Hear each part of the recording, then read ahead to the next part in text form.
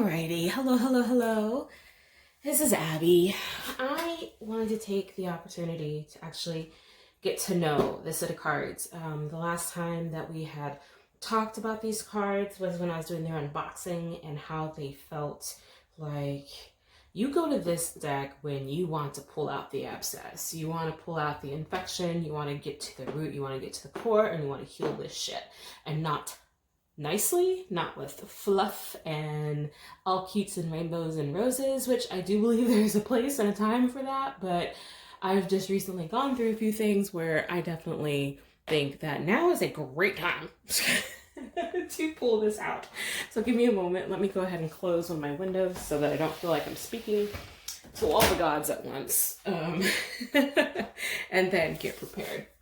So I have a couple things that I like to do when I'm doing a deck interview, and I tend to do this more privately, so I'm actually kind of enjoying this process of speaking about this outwardly, of speaking about it in real time, in real language, so that, you know, it's just like processing my head out loud. It's kind of a fun thing. So I have two oils that I want to work with. I have a Tarot Divinatory oil by Witch's Moon, and then I have an oil that I made that just feels to me, I created it with the purpose of work with pride, work with productivity, with production, with the crafting of something and delivering it, even if it's to myself. So I like using both oils as like, one is me, one is very, very me, the one I made, and then one that was made not necessarily for me, but you know, you just kind of like, you love on it a little bit, and you like that it exists. So I may one of these days show you how I made this. I still have a little collection of it, and I added some additional things to it that I felt were necessary and important for my work, my things that I align with, my identity, my things of that nature. So yeah, just the little ins and outs.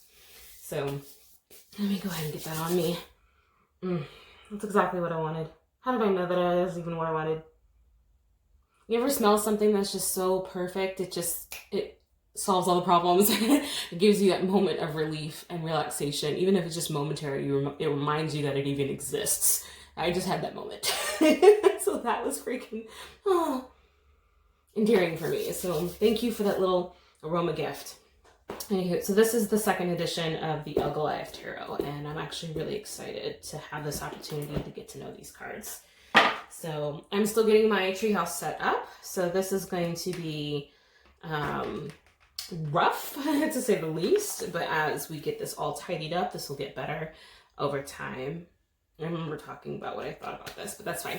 Anywho, this is just the cover. I will, depending on my experiences with this, I may then decide to dive into this a little bit more, but it's pretty hefty of a book. And not just amount of reading, it's more of like quantity of words. So that's just the question. I'm actually really excited to see these cards again. I'm really excited about this. Okay. So I do want to shuffle and get to know the cards first. And then see, yeah, that's the game plan. I do want to do an interview spread, and then I want to maybe pull a card depending on the time, just to see, or three cards, and see just what it has to say for me, to me, about me right now. So the spread that I'm using is an interview spread that I got from Katie Flowers, and she is a wonderful YouTuber that I love to bits and pieces. I love her super inclusive mental health perspective, and I've enjoyed listening to her. She was a wonderful like introduction into tarot world when I first got obsessive, so I thoroughly recommend and enjoy her. So I'm making sure that I'm still somewhat in frame. Sorry if I'm like all the way over here and you can't see me. I'm figuring this out. But anywho, so the whole point is I want to get to know this set of cards. I want to get to know this deck. I want this deck to tell me who it is. I want this deck to let me know who they are. And the funny thing, usually I would include those if this was one, but it's like 5 cards. For me, okay. I'll listen, I promise. For me, I often like to let the cards tell me who they are by giving me like an identifier card, like who they feel like they are. I know that one of these, number 2, is describe yourself. And so I kind of combine that with maybe another card that hops out during the shuffle. And then to put those 2 together, that is kind of like the, not that it's the permanent identity of these cards, but often it's like when I think of these cards, that will show up for me. And it seems to always feel like super on point. Sometimes it's a surprise, but usually it's like, yeah, I buy that. I totally buy that. So basically my whole point right now is just to get them as mixed as possible, because nothing is more annoying than getting an interview spread with a series of 8, 9, 10, Jack, Queen, King. You know, I was like, seriously, I should have been able to work around that, and it didn't happen. So I'm just trying to get air between all the cards so that they shuffle for me on my sleeve. I would say speak among yourselves, but you know, that's not what this is. I do like that the cards feel like they're easy to shuffle. I wonder if I can rifle shuffle them. They feel a little large to do that, so let's do it in half. Oh, that works well. Let's see. That felt good. All right, there you go. Let's do this side. It doesn't feel like, you know, sometimes you feel like, oh, these cards are too precious to do that with. I'm not feeling that. I feel like they don't mind working is kind of how I put it. You're like, all right, let's get into mode. Let's get into mode. Let's get into work. Oop. And then they're like, no. I'll figure it out. Sorry, you guys. Okay. I try to listen to them. So it's like if they're not wanting to shuffle that way, then not forcing the issue. And I wonder if I already got some edging issues. Well, that's annoying if that's the case. Oh, yeah. Okay, nothing a Sharpie can't handle. Let's see. Let's shuffle, and then I'm feeling close to end, so that's good. All right, so this is an interview spread. I want to know about you, so cards. Yeah, we're there. We're there. Okay. Going to the spread. So first space is, what are you here to teach me? I'm just going to deal directly off the top. What are you here to teach me? Describe yourself. Oops. 2 of you? Nope. Describe yourself. Describe me. How can we best work together? Your strengths. 1 card, please. 1 card, please. Your weaknesses. And I mean weaknesses by the deck's weaknesses, and then our potential together. So the biggest thing I find that I need to remind people when I teach an interview deck is that this isn't a spread about yourself. This is not the cards reading you. This is you talking to the cards. You're having a communication. The cards are showing you their mode of communication. So when I say, what are you here to teach me? Like, this is, what is this deck here to teach Abby? Describe yourself. I'm having the deck tell me how they describe themselves. If we personify, right? Describe me. I'm having the deck tell me what they would describe me as. How we can best work together. How the deck believes we can best work together. The deck, strengths. What the deck believes its strengths are. And your weaknesses is what I believe, what the deck believes its strengths are.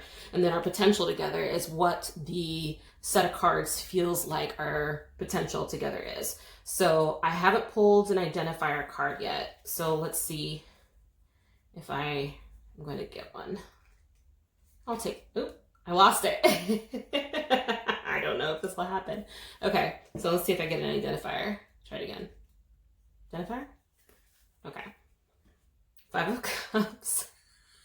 Okay, so that's one way to look at it.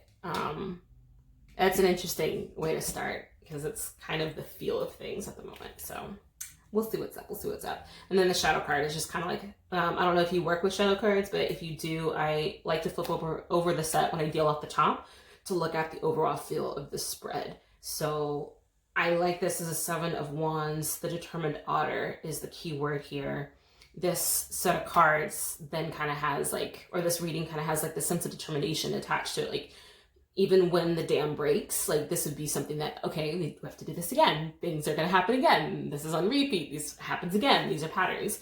And I am also, something that I want to do with this set of cards is read these cards, not try to put my normal meaning of the Seven of Wands on top of it. So this is, to me, allowing the artwork to tell me its own story instead of me trying to impose my will onto the cards and then see how the cards fit and then make a jump decision on, will I work with them, will I not, any of that kind of thing. So I try to, at least nowadays, I'm trying to allow the cards to speak for themselves instead of me forcing the agenda.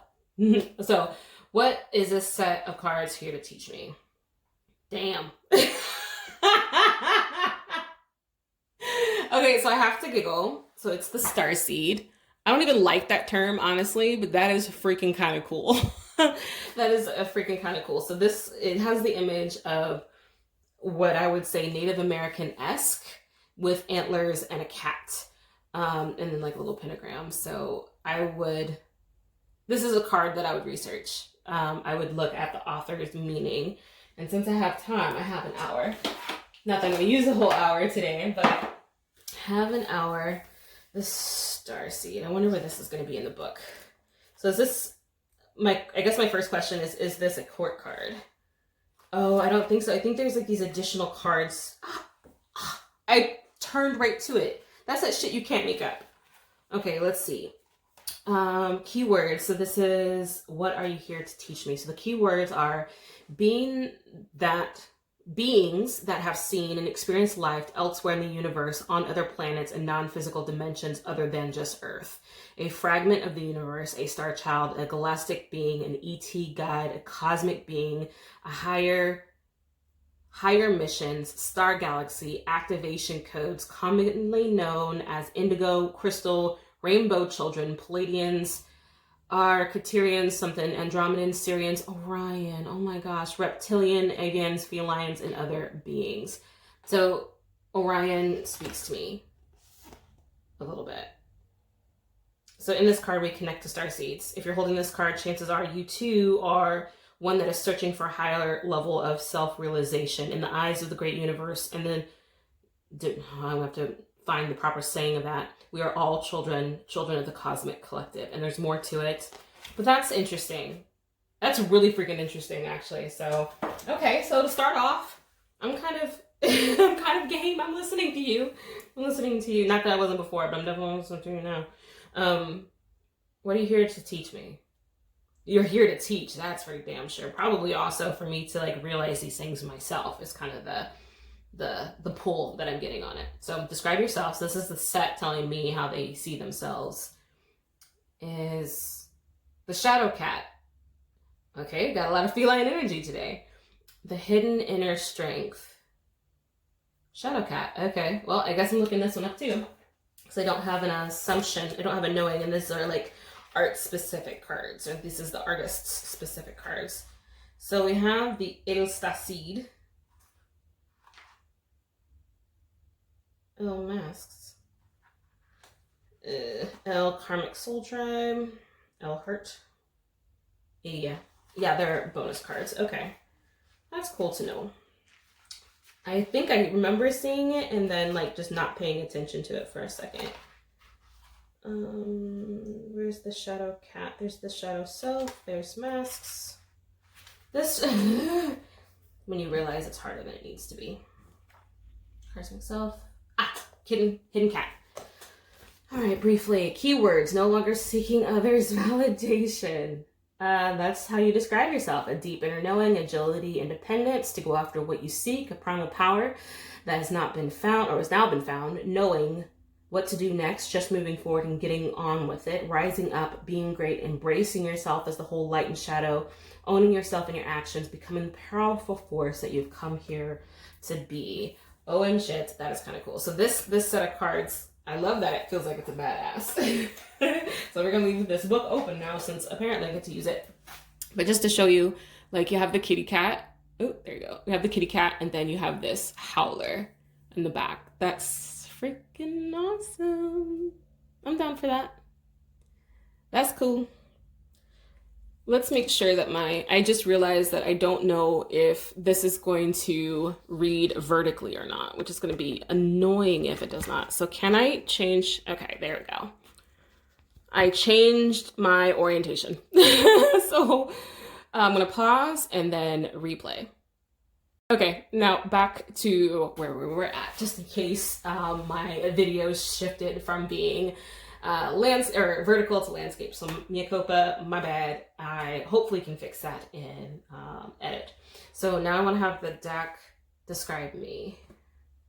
Shadow. Sorry, I just had a thought. So if I'm thinking of this as an identity card along with this card, the Shadow Cat, I wonder if this is like the set of cards that you go to when you have problems, the set of problems, or when you have issues, when you have spilt milk, when you're trying to figure out your next, you visit this set.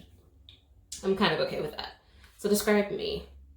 Page of Wands. Ooh, I love that. Moonscaped Messenger. So I think of wands as energy. I think of wands as movement. It's getting in frame. Page of Wands. I do get like pages a lot right now, which I find fascinating because I would think maybe I'm a little bit more advanced than a page, but then that just reminds me how far I have to go. So that's kind of cool, actually. I enjoy that. I like this nightscape. I like that this bird is awake. And usually these a bird, if it's a pigeon or if it's a bird of prey, I'm not really sure what bird it is, but I think of the wands as kind of like the page of wands is the start of an adventure, the start of the journey, the start of the path. And then this being the bird, it kind of has this like just feeling to me, because I have such a love and respect for birds, that it's like you're getting prepared. You're almost out of the nest. You're getting ready to fly, maybe. So that's how this set of cards, it sees me, is like on the start of, which that's kind of awesome if you think about it. Like I'm 35 and I'm on the start of a journey. I love that. How can we best work together? The Queen of Cups. Okay, so for me, the Queen of Cups, so I'm just double checking that I'm in frame. Queen of Cups, my understanding of cups is emotion, and then this whole visual of her looking to the sky, of looking and seeing the shooting star. That's endearing. How can we best work together? See, it just feels like I'm being led. Led to look to the stars, led to look to the sky. That's endearing. That is all sorts of endearing. So this is the Mother of Crystals, Queen of Cups. I do like me some crystals, so I'm just kind of tying these connections together. But I do like that. I do like that. And that's like when you receive the mother that you've always needed.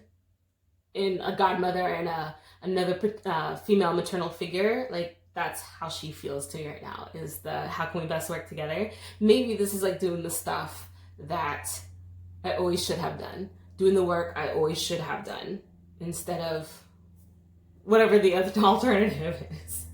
All right, so what are your strengths as a set of cards? 7 of Swords, Thief in the Night. How do we read that? So this snake is swallowing an egg, I think, because there's no reason for a snake to throw up an egg, right? So I think this snake has crawled into the nest and stolen an egg. So I have questions now. So does this snake, I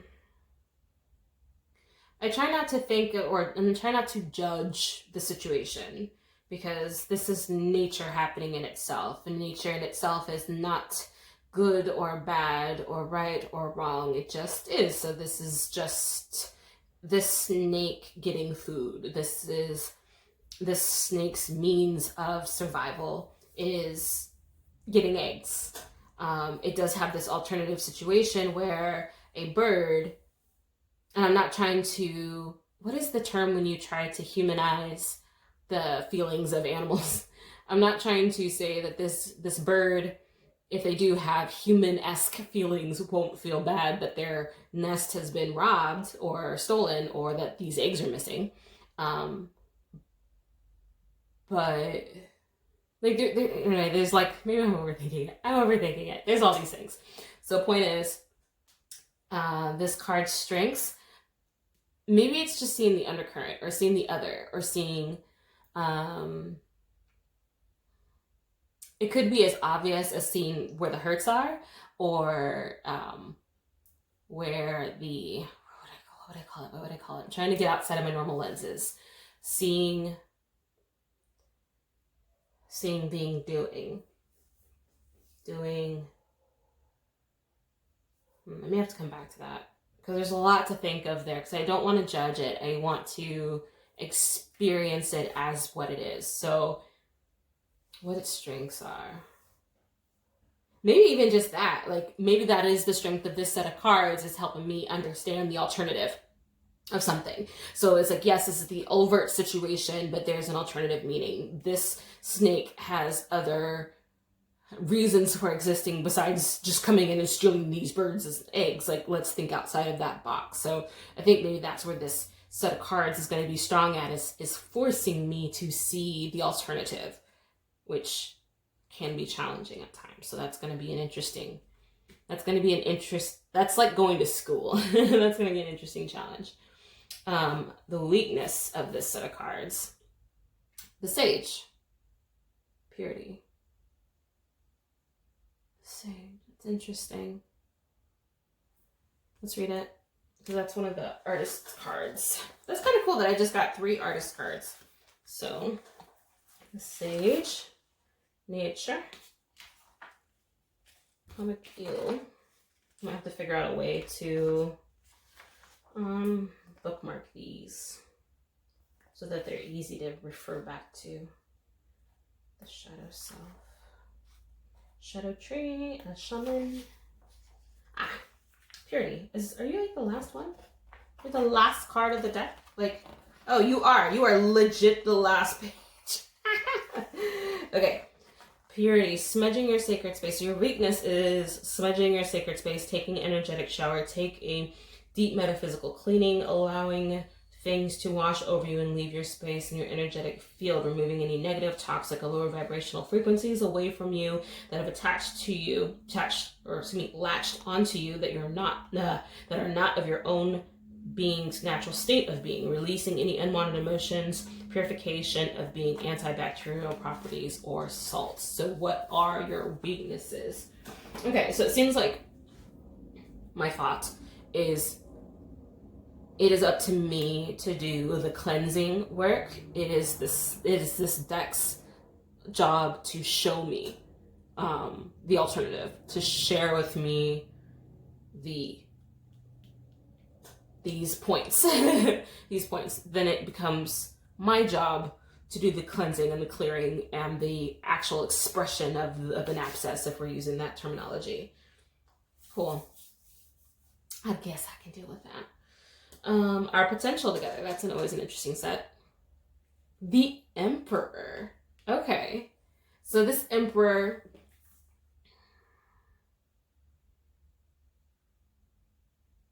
interesting. I can't tell if these are like, it looks like this, I don't know, this animal, not an antelope, but this animal has another set of horns that looks more like ram horns instead of their horns, and then it looks like it has a jacket or a coat that is where it's thrown, and then feathers, and then these seem like African spears in a way. So the Emperor, our potential together. I like this as a card to kind of end this reading on as our place of authority. He's in charge. He's whoever he is. He used to be the prey, or I think of him as originally the prey, but maybe he's now in charge. So instead of being this person who was hunted, he maybe now leads the hunters. Or they obviously have their own spears, and they are now doing whatever it is that these guys do. So that is interesting to me. This is new. This is different for a interview spread. This left me wanting, which I like, but I'm also like slightly annoyed with at the same time. It's like, oh, I thought this would be fulfilling. No, this is your sample, and now you get to do the work, kind of thing. So that's interesting. Let's see. what do I want to do? I want to do, so normally I do 6 card spreads for myself, but since I'm still learning these cards, I think that'd be a bit much to do at first. So let's think of a question. Let's see. What do you want me to know right now? Let's do that, because that'll be easy. I'm gonna write this down so I don't forget. So that's always easy. Oops, I have paper. Okay, I do have a video I need to remember to do. What do you want me to know right now? What do you want me to know right now? Okay, question. There we go. All right, we're gonna do 3 cards and then just see what shows up. Because I sometimes do these as like conversational like starters, and then you're like, okay, then what? So, dear sweet set of cards. What do you want me to know right now? Especially as I work into the rest of my day. What do you want me to know right now? What do you want me to know right now? What do you want me to know right now? It's interesting that I don't have any hoppers. I find. Make sure there's enough air between the cards. Make sure there's air between the cards. There we go. What do you want me to know right now? I feel like it sometimes helps when I do that. That's it. Okay. That was abrupt. What do you want me to know right now? What do you want me to know right now? 1, 2. This is odd. 3. Okay, so I'm gonna then flip over Page of Wands. Okay, hello again. I think I have 2 cards under each of these, so this turned out to be a bigger reading than I thought it was. That's interesting. So let's see what's under here. Let's go to the top surface first, because I like to do this in order before other things reveal themselves. So I have Lovers, I have Hermit, oh goodness, and I have 7 of Cups. What do you want me to know right now? The Heart, the Inner Master, and then 7 of Cups. I feel like this is kind of like my life, though. It's like I do these projects and things in connection and in of the heart, of heart stuff, of heart-centered stuff for others, but I do them alone. And that to me is my happiest space, is doing these things alone. And then there's all these other freaking details that need to be figured out. So there's like, I sometimes think of the 7 of Cups as like decision fatigue. And so for me, when all these are showing up, these are like all the spinning plates, all the things that need to happen. And so I feel like I'm going to see more of what this is about as I open up these cards and actually see what's going on here. So I think they'll give me more, because Lovers, Hermit, and 7 of Cups, what do you want me to know? I feel like I already know. Good point, cards. So let's see what else is here. I'm going to just move these up. Oops, I have another. Okay. What else is here? Okay. So I have the Ace of Pentacles. That's endearing. I have the Moon. And then I have the Page of Cups. So to kind of further what I was mentioning, I have pages showing up for me a lot these days. I love that the Ace of Pentacles is here. This to me is like... This card in particular kind of looks like the bird is taking a coin. This bird is bringing a coin, or maybe like, here's your token, here is your passage, here is your idea, here is your way, here is your way, essentially. Not even so much path, but like when you've paid the vision that comes to mind is when you've paid your ferry, or you've paid your fare across something. That is what I'm seeing. And the Moon to me is like when the path that we normally have, or the journeys that we normally take, we don't necessarily get to see what the end of the road looks like ahead of time. So this is we see exactly as much as we need to see. We don't always get to know more. We don't always get to see more. So that's endearing and interesting. Just interesting aspect to it. And the Page of Cups, it's the start of emotions. Ooh, this is the beginning of navigating emotions. So it's this whole like coming to concert, coming to the event, coming to the party, kind of naive because you haven't experienced it yet. So it's these first emotions of anticipation and excitement, and you haven't gotten there yet, but you're about to. And that's where like you turn into the knight, because then you have like the experience, and then the queen is the practitioner while the king is like the master. At least that's how I think about it. And then we have the star. I just had this card earlier today. That's interesting to me. That is, those are those moments where you're like, okay, these are divine moments because how on earth do these things continue to happen? How would I think of the star in this set?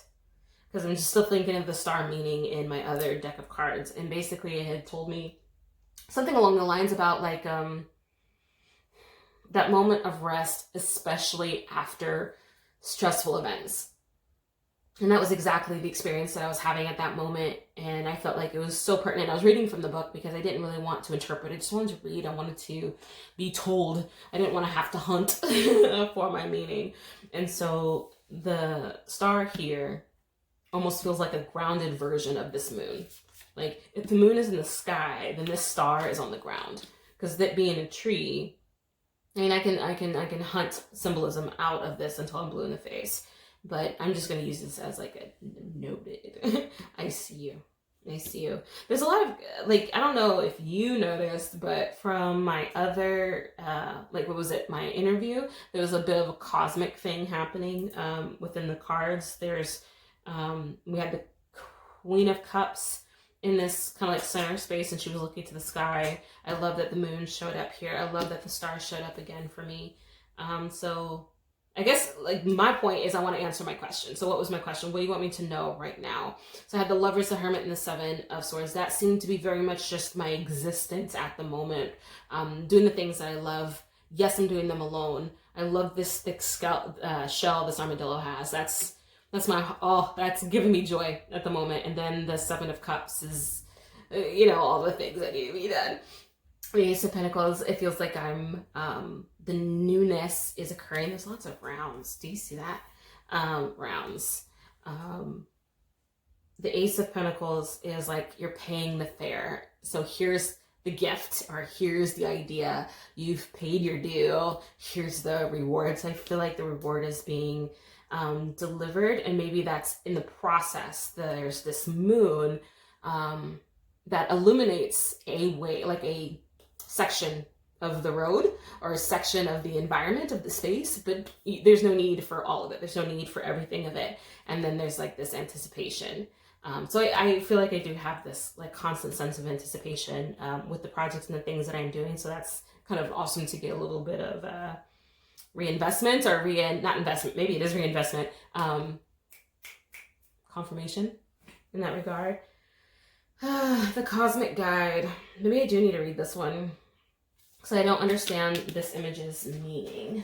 So let's see. What number are you? A lot. Ooh, the moon. You're after the moon. No, you're before the moon. Like one before the moon. Here we go. So the key words is divine hope, inspiration, opportunities, guidance, creative visualizations, new ideas, imagination, looking forward to something, a fresh start, a new found focus, luck, generosity, path searching, cosmic energy, extraterrestrial, astral beings, a person that lights up your life, paradise found within, harmony in nature, self-healing, vibrancy, trusting your inner voice, and finding your inner star and guidance. I love that. Ooh, selenite. I might have to get some selenite in here. Sorry, I said something about a gentle guiding light. That's a relief. Relief is good. I love that this ends, one, it was weird and dynamic, and then it ends on relief. And yeah, I don't have much else to add to that. I kind of like being in that space of like, yeah, all is said. I know exactly what I need to know right now. And then I can continue to work with these cards over time and allow them to unfold for me and tell me more, or use them with others, or, we will talk about how you want to be used. Anywho, thank you so much, cards. I appreciate you working with me. I thank my cards. And I thank you, viewer, listener, watcher, for watching this shindig. Anywho, I got a live to go prepare for. Thank you so much for hanging out with me. Bye.